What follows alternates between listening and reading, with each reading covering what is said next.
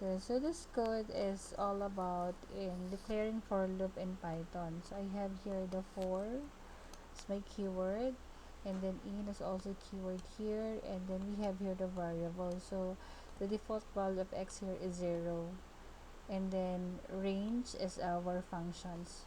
So it will display as a specific number, and then increment by 1 as a default here in for loop. So again, this one is the print statement. So in this code, it will print from 0, ranges a number from 0 to 5 only. So 0, 1, 2, 3, 4, and then 5. So let's run the code here.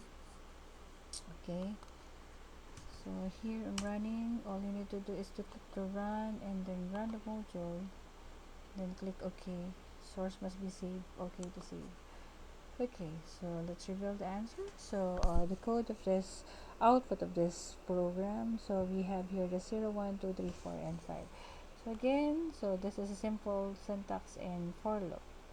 So don't forget to call in here because it's very important in Python. So right after your for loop, so you need to declare colon here.